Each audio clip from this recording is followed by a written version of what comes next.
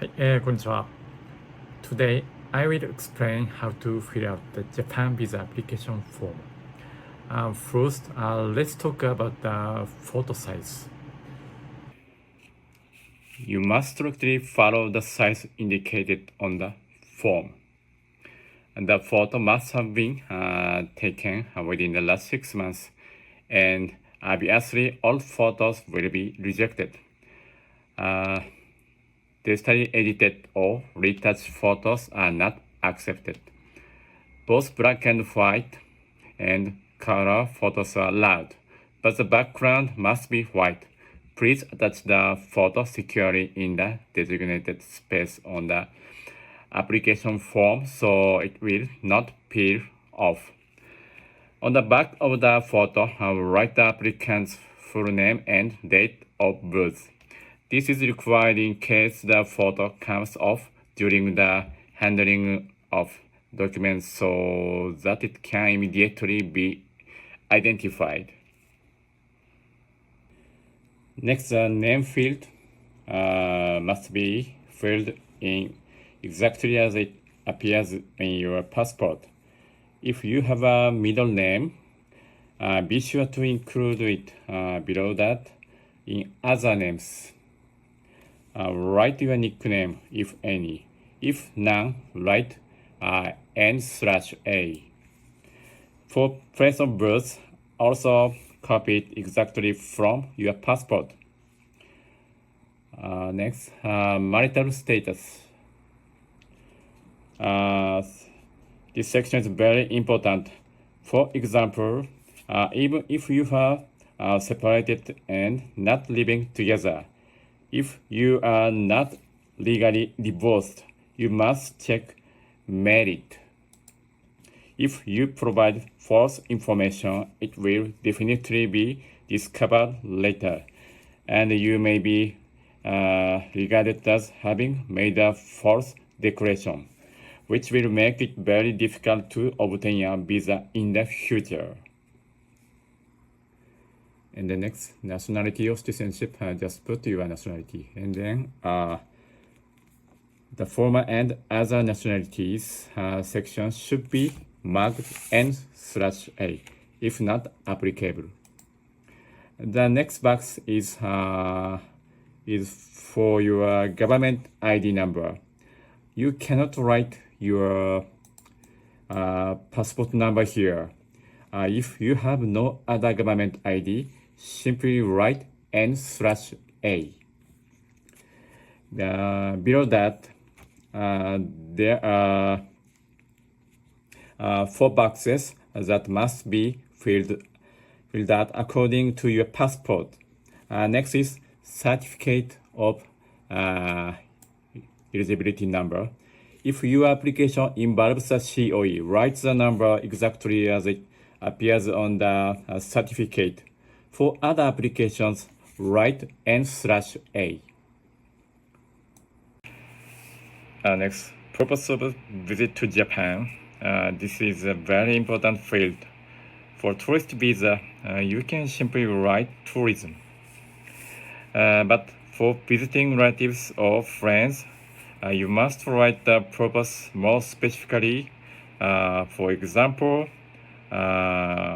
if you are visiting your boyfriend, you can write spend time with my boyfriend and sightseeing. The intended length of stay must match the itinerary exactly.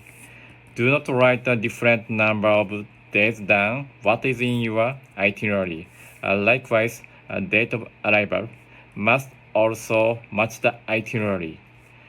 For a port of entry, write the airport listed in the itinerary. If entering Tokyo, specify Haneda or Narita. Please note this field is only for a tentative plan. Even if you later enter through Osaka instead of Tokyo, it will not be a problem.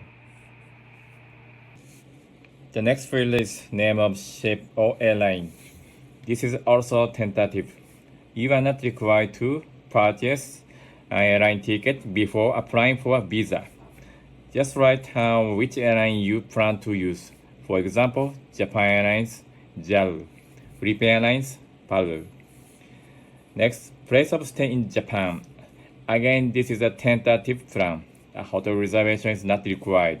Simply research the address and phone number of a hotel online and write them down.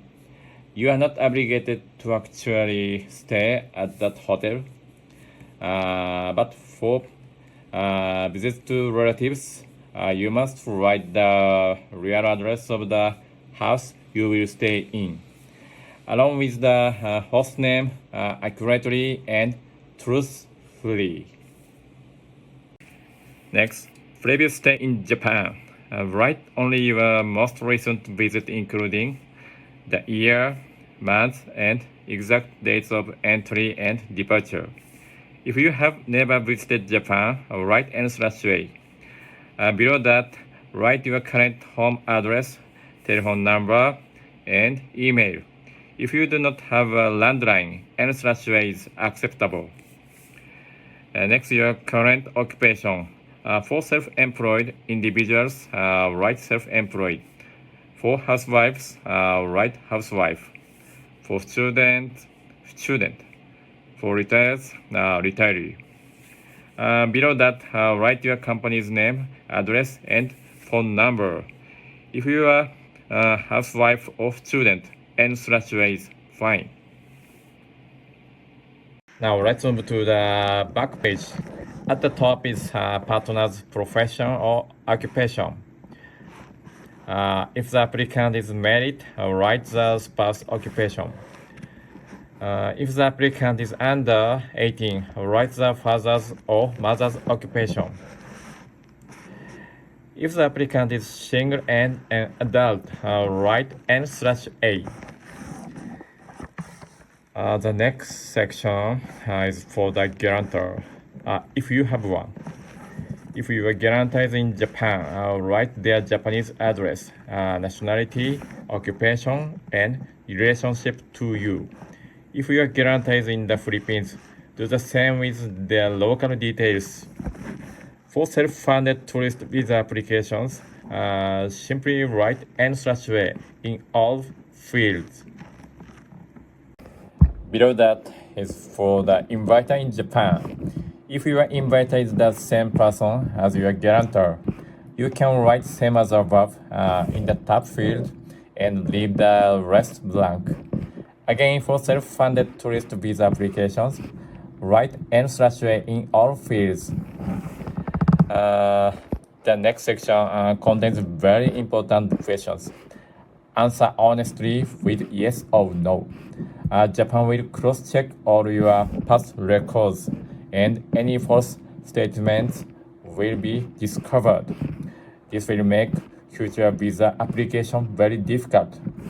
If you check yes, provide details in the box below. If the space is not enough, write "see attached sheet" and submit an additional sheet with the details. Next is date of application. Write the date you are applying or the date you completed the form. Finally, in the signature box, handwriting signature is required. Typed signatures are not accepted. For children under 12, either parent may sign on behalf of the child. In such cases, add a note such as by mother under the signature to show the relationship. One final note, in the past, handwriting application forms were accepted, but now typewriting forms are required. Please make sure to prepare your application on a computer before submitting it to the agency or JBAC. That concludes today's explanation. Thank you very much for your time, and I'll see you again in the next video.